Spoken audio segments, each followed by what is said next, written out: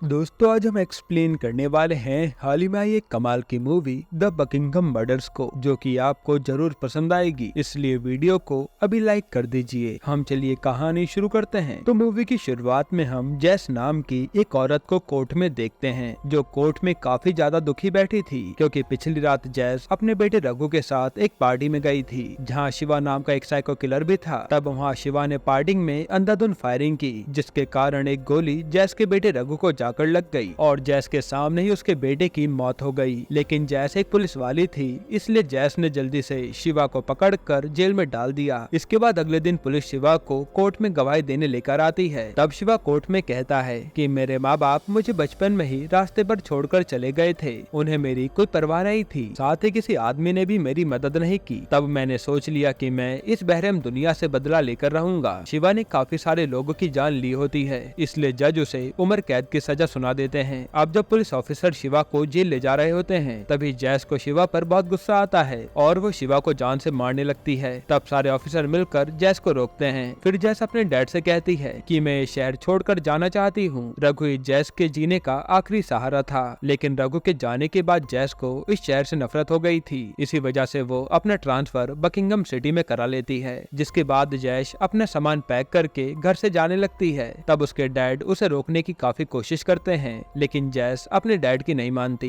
अब जैस Buckingham city जा रही होती है, तभी हमें दिखाया जाता है कि शहर में ड्रग्स काफी ज्यादा फैल गया है और बच्चे भी ड्रग्स का इस्तेमाल करने लगे हैं। इसलिए सभी पेरेंट्स रास्ते से ड्रग्स बेचने वालों के खिलाफ प्रदर्शन कर रहे थे। लोगों का प्रदर्शन शहर में अशांति का रूप ले रहा होता है, इसलिए पुलिस सभी लोगों को शांत कर रही थी। फिर हम साइमन नाम के ऑफिसर को देखते हैं और हार्डी और साइमन एक रेस्टोरेंट में बैठकर खाना खा रहे होते हैं। तभी हार्डी को रेस्टोरेंट में नसीम नाम का एक लड़का दिखता है, जो एक दूसरे आदमी से एक छोटी सी पोटली लेकर चला जाता है। अब जब नसीम जा रहा होता है, तब हार्डी की नजर नसीम पर ही होती है और हार्डी को देखकर लगता है कि हार्डी काफी पहले से नसीम को जानता है। जिसके बाद अगली सुबह जैस कमिश्नर मोहन से आकर मिलती है। वहाँ मोहन जैस से कहता है कि मुझे तुम्हारे बेटे की खबर सुनकर काफी दुख हुआ, पर तुम्हें अपने जज्बातों को साइड में रखकर अपना काम करना पड़ेगा। अब मोहन जैस को एक केस देते हैं कि प्रीत नाम के बच्चे की किडनैपिंग हुई है, इसलिए तुम्हें अपनी टीम के साथ मिलकर प्रीत का पता लगाना है। लेकिन जैस अभी भी पूरी तरह से नॉर्मल नहीं हुई थी, पर फिर भी वो इस केस को अपने हाथ में ले लेती है, क्योंकि जैस नहीं चाहती थी कि जो कुछ उसके बेटे के साथ हुआ वो किसी और बेटे के साथ भी हो। फिर जैस और उसके साथ ही प्रीत के पेरेंट्स से जाकर मिलते हैं। वहाँ हार्डी प्रीत के डैड दिलजीत से पूछता है कि आखिर प्रीत किडनैप कब हुआ।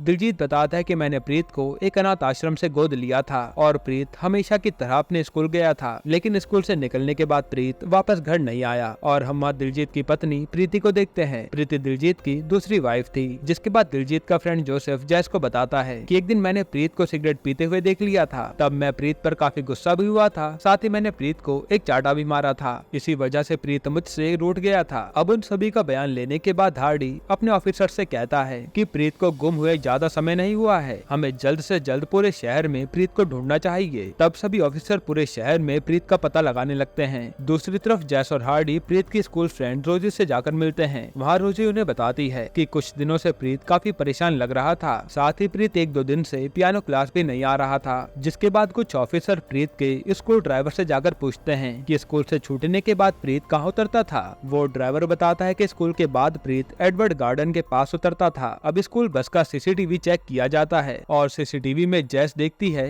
कि प्रीत एडवर्ड गार्डन के पास उतरा होता है। तब रात के समय सभी ऑफिसर मिलकर प्रीत को ढूंढने की कोशिश करने लगते हैं, लेकिन काफी ढूंढने के बाद भी उन्हें प्रीत नहीं मिलता। फिर जब सुबह होती है, तब हार्डी जैस से कहता है कि तुम पूरी रात सोई नहीं हो, इसलिए तुम्हें घर जाकर आराम करना चाहिए और मैं यहाँ पर सब कुछ संभाल लूंगा। जिसके बाद जैस अपने घर पर आ जाती है, लेकिन घर आने के बाद भी जैस को प्रीत की चिंता सता रही थी और जैस के पास अभी भी अपने बेटे की टी शर्ट होती है, जो कि पूरी तरह से खून से रंगी हुई थी। तब वो देखकर जैस को अपने बेटे की काफी याद आती है। दूसरी तरफ हार्डी को प्रीत की लाश एक कार में रखी हुई मिलती है। तब हार्डी जल्दी से ये बात दिलजीत और प्रीति को बताता है और अपने बेटे की लाश देखकर खूब रोता है। वहीं जैश भी प्रीत की मौत की खबर सुनकर काफी दुखी होती है। फिर पुलिस ऑफिसर प्रीत की लाश को पोस्टमार्टम के लिए भेज देते हैं। इसके बाद हार्डी जैस से कहता है कि हमें इस बात का पता लगाना पड़ेगा कि आखिर खूनी कौन है और उसने प्रीत को क्यों मारा। अब जैस रोजी की मॉम को जाकर प्रीत की मौत की खबर देती है। फिर वो रोजी से प्रीत के पियानो टीचर का नाम पूछती है, लेकिन रोजी को पियानो टीचर का नाम नहीं पता था। इधर हम दिलजीत को देखते हैं। दिलजीत प्रीत के पियानो टीचर के साथ अकेले में कॉल पर बात कर रहा होता है और उस पियानो टीचर का नाम होता है माया। माया और दिलजीत का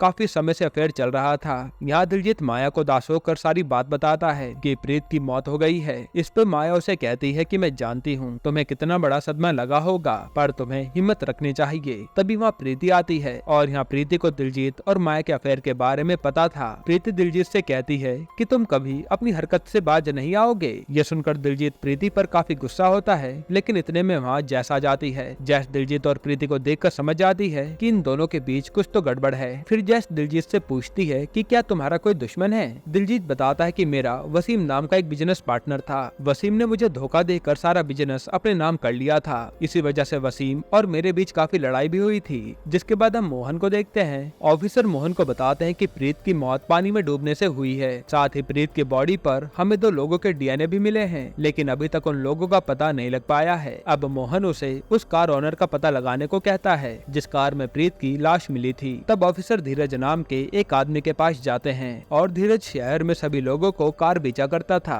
धीरज ऑफिसर को बताता है कि ये कार एक नसीम नाम के लड़के का है और सीसीटीवी में भी नसीम वो कार चलाते हुए दिख रहा था। तब सभी ऑफिसर नसीम के घर पर जाते हैं, जहाँ नसीम ऑफिसर को देखकर काफी डर जाता है और वो वहाँ से भागने की काफी कोशिश करता है, लेकिन हार्डी नसीम को पकड़ लेता है। अब हार्डी नसीम को जेल में डाल देता है। तब मोहन हार्डी से कहता है कि तुम नसीम से जाकर पूछताछ करो। हार्डी पूछताछ शुरू करता है कि आखिर तुम्हारी कार में प्रीत की लाश कैसे आई और क्या तुमने प्रीत को मारा है। नसीम कहता है कि मैंने किसी को नहीं मारा और मुझे प्रीत की मौत के बारे में कुछ भी पता नहीं है। हार्डी आगे कहता है कि प्रीत की लाश तुम्हारी कार में मिली है और अब तुम्हें उम्र कैद होने से कोई नहीं बचा पाएगा। तब हार्डी की बातें सुनकर ऐसा लग रहा था कि हार्डी की नसीम के साथ कोई पुरानी दुश्मनी है। जिसके बाद जैश दिलजीत को जाकर कहती है कि तुम्हारे बेटे की लाश नसीम की कार में मिली थी। इस पर दिलजीत कहता है कि नसीम वसीम का बेटा है। जरूर वसीम के कहने पर नसीम ने मेरे बेटे को मारा है, पर मुझे इस बात का कभी अंदाजा नहीं था कि वसीम का परिवार इतनी हद तक गिर सकता है। अब पुलिस नसीम के दोस्त जेम्स को पुलिस स्टेशन बुलाते हैं, क्योंकि उस दिन नसीम के साथ जेम्स भी था। तब जेम्स जैसे कहता है कि जब मैं और नसीम पार्क में बैठे थे तभी वहाँ प्रीत आया। प्रीत को किसी ने ड्रग्स देकर हमारे पास भेजा था। तब प्रीत से वो ड्रग्स लेकर नसीम ने उसे पैसे नहीं दिए, जिस पर प्रीत ने नसीम से कहा कि अगर तुमने पैसे नहीं दिए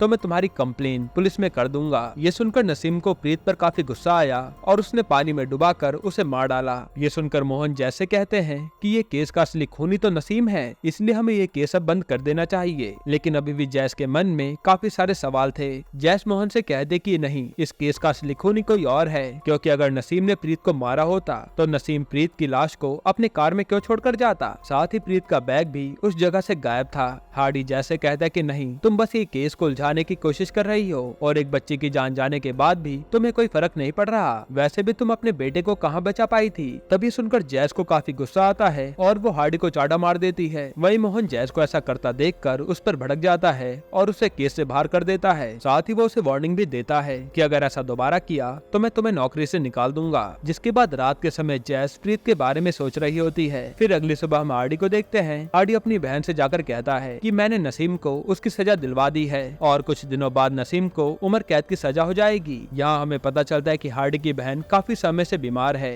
और हार्डी के नसीम से क्या दुश्मनी थी ये आपको आगे पता चलेगा। खैर, फिर जब दिलजीत अपने परिवार के साथ कहीं जा रहा होता है तभी वहाँ वसीम अपने परिवार के साथ आता है। वो दिलजीत से कहता है कि मेरा बेटा निर्दोष है और कोई जानबूझकर उसे फंसाने की कोशिश कर रहा है। इस पर दिलजीत कहता है कि तुम्हारे बेटे ने मेरे बेटे को मारकर अच्छा नहीं किया, मैं चाहकर भी नसीम को कभी माफ नहीं कर पाऊंगा। इतना कहकर दिलजीत वहाँ से चला जाता है। इसके बाद जैस ऑफिस में काम कर रही होती है। तभी शैरोन नाम की एक ऑफिसर जैसे कहती है कि हम काफी दिनों से बाहर घूमने नहीं गए हैं, इसलिए तुम मेरे साथ पब में चलो। तब जैस शैरोन के साथ पब जाती है, जहाँ ये लोग खूब एंजॉय करते हैं। फिर अगली सुबह जैस के डैड जैस से मिलने आते हैं और उसे कहते हैं कि तुम्हें सब कुछ भूलकर एक नई जिंदगी की शुरुआत करनी चाहिए। तुम्हें एक अच्छा सा लड़का देखकर शादी भी कर लेनी चाहिए। इस पे जैस कहती है कि नहीं, मैं फिर से अपनी जिंदगी खराब नहीं करना चाहती, पहले भी मैंने काफी कुछ सहा है। यहाँ हमें पता चलता है कि जैस और उसके पति की आपस में कभी बनती नहीं थी और वो जैस पर हमेशा चिल्लाया करता था। इसी वजह से जैस ने अपने पति को हमेशा के लिए छोड़ दिया था। जिसके बाद जैस के डैड जैस से कहते हैं कि मैं तुम्हें शादी के लिए फोर्स नहीं करूंगा, बस मैं चाहता हूँ कि तुम अपनी जिंदगी में खुश रहो। इतना कहकर वो वहाँ से चले जाते हैं। अब अगले दिन जैस प्रीत के बारे में इंफॉर्मेशन निकालती है और सोचने लगती है कि आखिर प्रीत को ड्रग्स किसने दिया होगा। तभी शैरन उसे बता दे कि जोसेफ पहले ड्रग्स बेचने का काम किया करता था, शायद से जोसेफ ने ही प्रीत को ड्रग्स दिया होगा। फिर अगले दिन जैस जैस जोसेफ से मिलने जाती है, जहाँ वो पूछती है कि क्या तुमने प्रीत को ड्रग्स देकर भेजा था। जोसेफ बताता है कि पहले मैं ड्रग्स बेचा करता था, लेकिन एक दिन मेरे सामने ड्रग्स की वजह से एक बच्चे की मौत हो गई थी। तब से मैंने ड्रग्स बेचना बंद कर दिया। जिसके बाद हम दिलजीत के फ्रेंड स्वामी को देखते हैं, जो दिलजीत के घर से बाहर जाते ही प्रीति के साथ गलत हरकत करने की कोशिश करता है, पर प्रीति स्वामी को घर से बाहर भगा देती है और दिलजीत को इसके बारे में कुछ भी पता नहीं चलता। यहाँ जैस मोहन से जाकर कहती है कि मुझे प्रीत के केस को दोबारा से इन्वेस्टिगेट करना है, क्योंकि प्रीत की लाश पर 2 लोगों के डीएनए मिले थे। उनमें से एक तो नसीम है, पर दूसरे आदमी का पता अभी तक नहीं चला है। अगर नसीम ने प्रीत को मारा होता तो नसीम प्रीत की लाश को अपनी कार में क्यों छोड़कर जाता। तब जैस की बातें सुनने के बाद मोहन जैस को प्रीत का केस वापस दे देते हैं। फिर दूसरी तरफ दिलजीत माया से मिलने के लिए एक रेस्टोरेंट में जाता है। तभी शैरोन दिलजीत को रेस्टोरेंट में माया के साथ देख लेती है और उनकी फोटो भी ले लेती है। फिर शैरोन दिलजीत और माया के अफेयर के बारे में जैस को बताती है। तब जैस दिलजीत के सारे अकाउंट्स की डिटेल निकालती है और उसे पता चलता है कि दिलजीत ने प्रीत के नाम पर 2 लाख रुपए का लाइफ इंश्योरेंस कराया था और जैस को लगता है कि शायद दिलजीत ने उन इंश्योरेंस के पैसों के चक्कर में अपने बेटे को मरवा दिया होगा।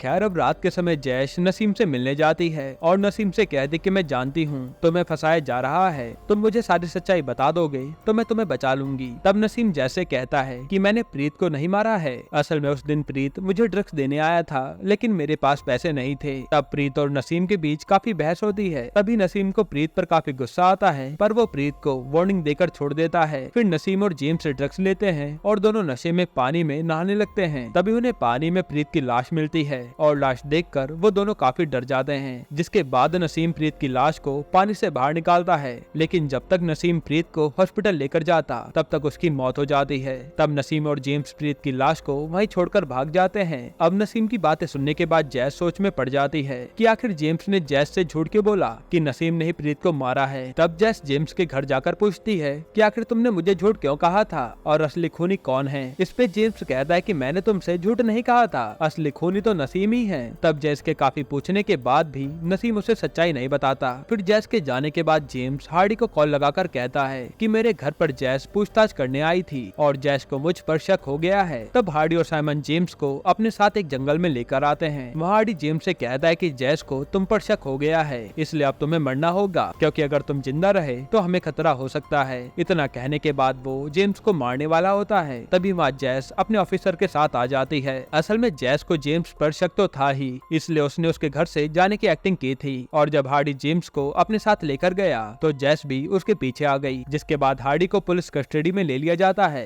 लेकिन जब पुलिस हार्डी को अपने साथ ले जा रही होती है तभी हार्डी खुद को शूट कर लेता है और उसकी मौत हो जाती है। अब साइमन पुलिस को बताता है कि एक दिन हार्डी ने नसीम को कार से जाते हुए देखा था और जिस दिन प्रीत गुम हुआ था उस दिन हार्डी ने सभी ऑफिसर को घर जाने को कहा था। फिर जब सारे ऑफिसर घर चले गए तब हार्डी को जंगल में प्रीत की लाश मिली और हार्डी ने प्रीत की लाश को नसीम की कार में डाल दिया। हार्डी ने ऐसा इसलिए किया था क्योंकि हार्डी नसीम से अपनी बहन का बदला लेना चाहता था। यहाँ पता चलता है कि नसीम पहले ड्रग्स सप्लाई किया करता था और उन दिनों सभी टीनेजर ड्रग्स लिया करते थे। नसीम ने हार्डी की बहन को भी ड्रग्स दिया था और ड्रग्स लेने की वजह से उसकी बहन की हालत इतनी खराब हो गई थी। तब से हार्डी नसीम को अपना दुश्मन मानने लगा था। अब मोहन जैसे आकर कहते हैं कि तुम्हारी वजह से एक निर्दोष लड़के की जान बच गई है और हम कुछ ही दिनों में नसीम को जेल से आजाद कर देंगे। फिर नसीम के मॉम डैड जैस को शुक्रिया अदा करते हैं और वहाँ जैस नसीम के पेरेंट्स से कहती है कि अब से नसीम का अच्छे से ध्यान रखना और नसीम को ड्रग्स लेने मत देना। जिसके बाद हम दिलजीत और माया को देखते हैं। दिलजीत नसीम के छूटने पर अंदर से काफी दुखी था और वो माया से कहता है कि मैंने जिंदगी में कभी नहीं सोचा था कि मुझे अपने बेटे की लाश देखनी पड़ेगी। इधर जैश अपने ऑफिसर से कहती है कि हमें अभी तक दूसरा डीएनए वाला आदमी नहीं मिला और शायद से उसी ने प्रीत को मारा है। फिर जब रात के समय दिलजीत अपने घर पर जाता है तब दिलजीत देखता है कि स्वामी प्रीति के साथ जबरदस्ती कर रहा है। ये देखकर दिलजीत स्वामी को मारता है और मारते मारते उसकी जान ले लेता है। जिसके बाद पुलिस आकर दिलजीत को स्वामी का मर्डर करने के जुर्म में अरेस्ट कर लेती है। वहीं प्रीति जैस को जो भी हुआ सब बताती है। अब जैस दिलजीत से जाकर पूछती है कि तुमने स्वामी को जान से क्यों मारा। इस पर दिलजीत कहता है कि कोई मेरी बीवी के साथ गलत करेगा तो मैं उसे जिंदा नहीं छोड़ूंगा।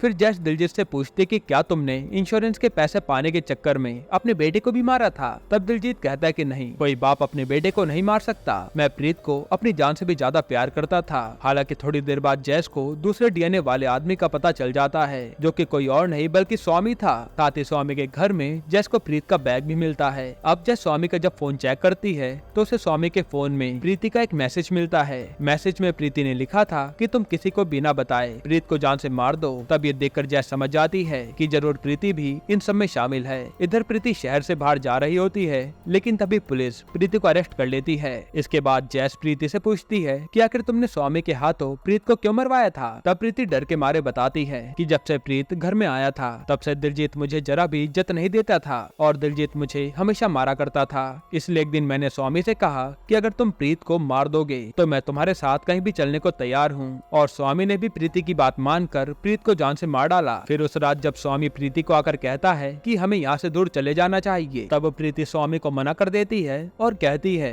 कि मैंने तो उस दिन तुम्हें बस ऐसे ही कहा था कि प्रीत को जान से मार दो और तुम अब यहाँ से चले जाओ, मेरा तुमसे कोई लेना देना नहीं है। जिसके बाद इसी बात को लेकर प्रीति और स्वामी के बीच काफी बहस होने लगती है और उसी समय दिलजीत आकर स्वामी को मार डालता है, क्योंकि उसे तो लगा था कि स्वामी प्रीति के साथ गलत करने की कोशिश कर रहा है। खैर अब पुलिस प्रीति को हमेशा के लिए जेल में डाल देती है। साथ ही जब दिलजीत को ये बात पता चलती है कि प्रीति ने प्रीत को मरवाया है, तब दिलजीत को बहुत गुस्सा आता है और वो कहता है कि ये प्रीति कभी माँ नहीं बन सकती थी, इसलिए ये मेरा बेटा भी नहीं संभाल पाई। जिस पर जैस दिलजीत से कहती है कि तुम भी कभी एक अच्छे पति नहीं बन पाए, वरना ऐसा कभी होता ही नहीं। फिर अगले दिन जैस प्रीत के फ्यूनरल पर जाती है और फिर घर आकर वो अपने बेटे की टी शर्ट जला देती है। यानी जैस अब मूव ऑन कर रही थी। यहीं पर ये मूवी खत्म होती है। दोस्तों आपको ये मूवी कैसी लगी हमें कमेंट में जरूर बताइएगा, और इसके अलावा आप कौन सी मूवी का एक्सप्लेनेशन चाहते हैं वो भी कमेंट कीजिएगा। बाकी अगर आपको हाल ही में आई एक कमाल की मूवी देखनी है तो आप ये वीडियो देख लीजिए।